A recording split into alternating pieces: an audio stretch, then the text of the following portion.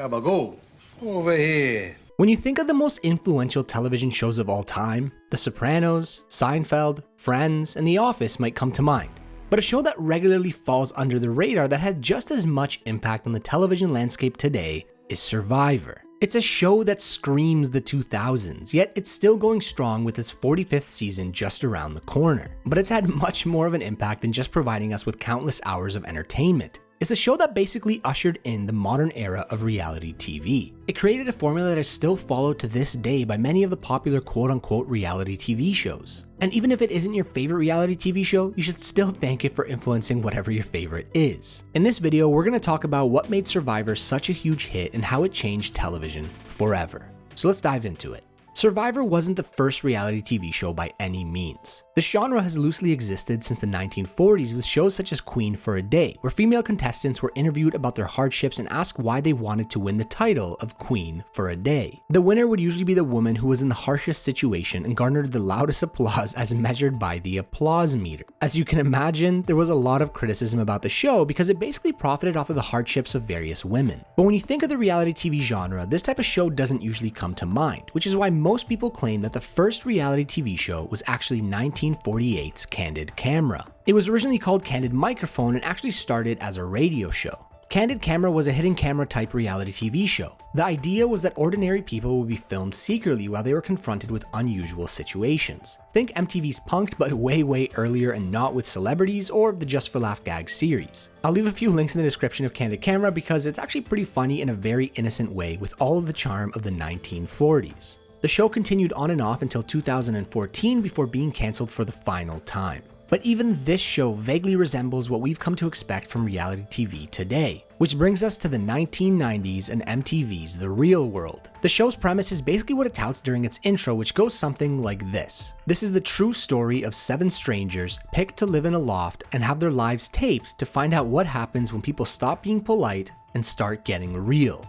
The Real World. But as with most reality TV shows, it received criticism for being staged. But despite that, it already started to introduce certain reality TV tropes such as confessionals, but they still wouldn't become as common in the genre until after the success of Survivor. So let's fast forward to the year 2000 and the birth of the Survivor TV series. I read an article from Variety that said, "Only a handful of people are credited with changing the face of television. The mercurial Brit Charlie Parsons, creator of Survivor, is one of them." And it's true. The impact that Survivor has had on the television industry kickstarted the massive consumer craze and obsession to create the next big reality TV hit. It also started many of the reality TV tropes we still see today. And the funny part about all of this is that the creators of Survivor don't even claim to be part of the genre that they helped invent. No, instead, Mark Burnett, who is the producer behind it alongside Charlie Parsons, consider it to be part of the unscripted drama genre. I guess whatever helps them sleep at night. The idea for the show dates all the way back to 1994, where it was pitched under the name Castaway, with no studio wanting to pick it up.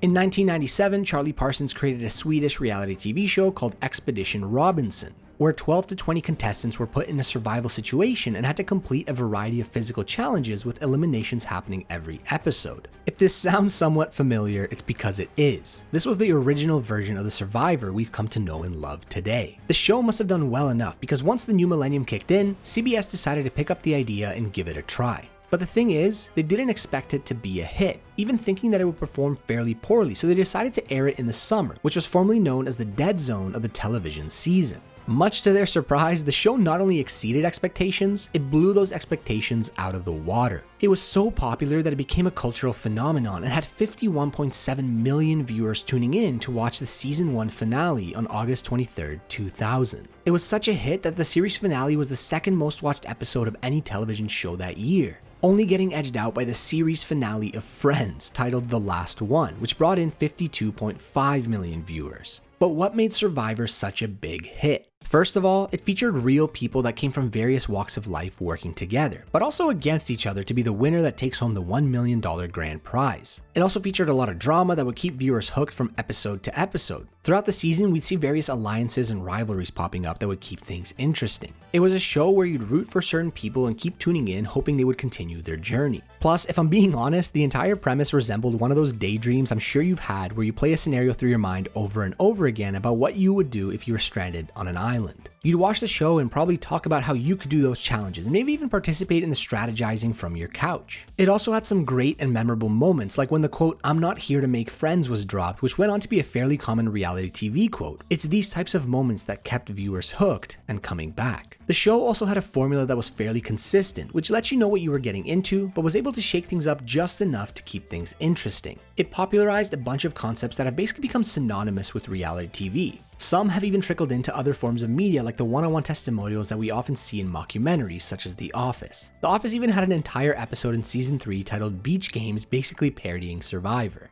There were also concepts such as the obvious villain that no one wanted to win and the clear good guy that everyone roots for. The producers created storylines that were created and stitched together from the various random clips that were captured. It also had Jeff Probst as the host, who is likable and has been hosting since the very first season, contributing to the consistency. And it doesn't seem like he's leaving anytime soon. He's even won the Primetime Emmy for Outstanding Host for a reality or competition program 4 times in a row from 2008 to 2011. His consistency and personality has definitely contributed to the popularity of the series. Survivor just had a great formula that came at the exact right time. But even though it bears the name reality TV, it's not as real as you'd expect. The producers create stories and select clips that push narratives they believe to be more interesting. Back then, there was some aura of mystery and doubt behind all of this, but today it's obvious and well known that reality TV is somewhat scripted. The shows are actually much more mediated than you'd think. Even Survivor's executive producer admitted that some scenes from Survivor would be reshot to fit the narrative the show's directors wanted to push.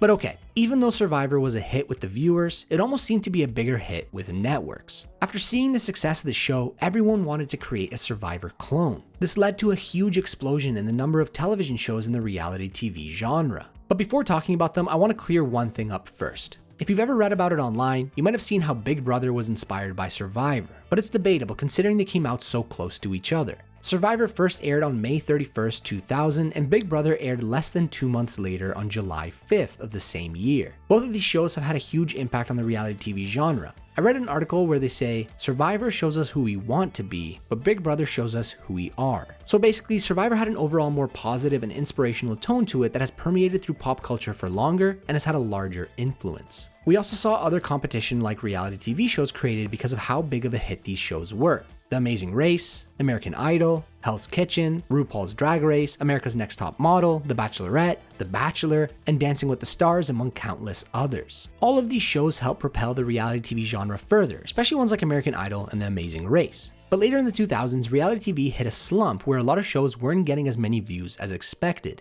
even though Survivor and American Idol continued to do well. Survivor led the ratings in 2001 and 2002, and American Idol has the record for the longest streak, holding the #1 spot in TV rankings with 6 years in a row from 2005 to 2011. If that doesn't show you how prevalent the reality TV genre was during the 2000s, then I don't know what does. But the real reason for this reality TV explosion wasn't only because they could garner in huge audiences. It was because these shows were potential gold mines. This genre of TV was much cheaper to produce than scripted shows, so you can try an idea with much less investment than having to create a story-based show. And Survivor already started a formula that you can now follow. Survivor showed studios that you can make good reality TV for a profit, and it also came with a fairly loyal fan base that still tunes in to this day. With all that being said, today Survivor isn't bringing in the same numbers it used to. For example, its 44th season brought in 4.76 million viewers for its premiere and 4.41 for its season finale. Compare that to its first season's numbers and it's pretty drastic, but these are still pretty good numbers considering how the television industry evolved. This is in part due to the fact that regular broadcast television isn't as popular as it used to be because of the rise of streaming, but it also has to do with the overabundance of reality TV out there these days. Today, depending on your interests, there's probably a show out there that you'd relate to more than Survivor. And there are still shows that tend to capture the general public's interest, such as Netflix's Too Hot to Handle or Never Have I Ever, among a few others. Too Hot to Handle's first season was watched by 51 million member accounts. But keep in mind that even though this sounds very impressive, remember that to watch the Survivor season finale, everyone had to tune in at the same time versus the on-demand nature of Netflix. In today's world, reality TV has a negative stigma associated with it. I'm not gonna lie, I watched Too Hot to Handle, but I always feel a bit embarrassed telling people about it. Reality TV is now considered to be quote unquote trash TV. But we want to hear from you. What are your thoughts on all of this? Did you watch Survivor? Did you notice a big difference in television pre-Survivor and post-Survivor? Let us know in the comments below. Also, what's your opinion on just reality TV in general? Thanks for watching. If you like this video and want to stay up to date on more videos about the film and TV industry, make sure to leave a like and subscribe so you don't miss out. We've also recently launched a Patreon where we have some cool perks if you're interested and want to support us further over there. But until next time, have a good one.